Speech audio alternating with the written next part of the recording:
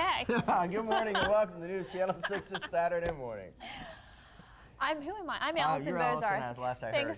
Thanks for joining us. We're going to get straight to the news this morning. The long-awaited Canal Walk is open, and there are already a long list of activities going on, taking place to draw people downtown. But what kind of work goes into a project like that? Bud Myers is live with a big story at 9. Good morning, everybody, and thanks, Allison. I have to tell you, this could be the Richmond pipeline. Alas, if you didn't know it, if you looked at the canal right now, how much work went into developing what really was a ditch. You see, the EPA basically made the Richmond change the sewer system, and in doing that, a 96-inch pipe had to be laid downtown. Today, we were talking to Lee White of Draper Associates, and Lee, you were very much involved with this, particularly when you started off with the wall, the flood wall in the past. What did this look like a few months ago?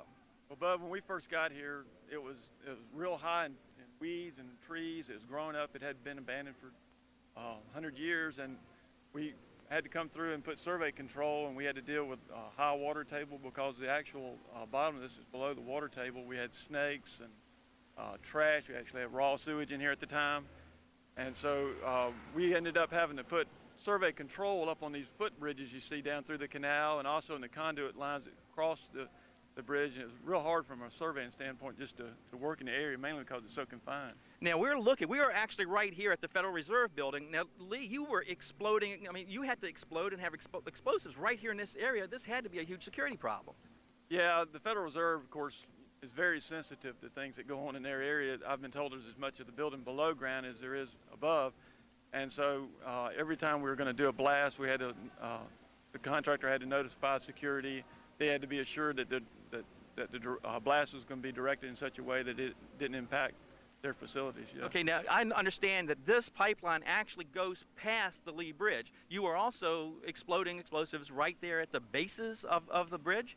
Yeah, that was one of the more sensitive areas that we had to work in because it was right between the spans of the bridge and the abutments, and it was 30 feet deep at that point.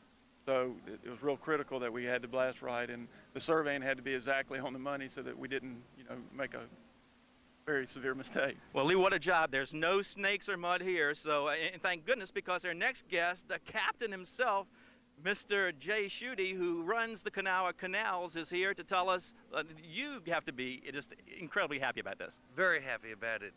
See our boat out there today. You can come down and have a rental. Now, you actually saw an article in the paper, and this has got you started. About a year ago, there was an article saying there were going to be boats on the canal. I didn't know what was going on downtown myself, like most Richmonders.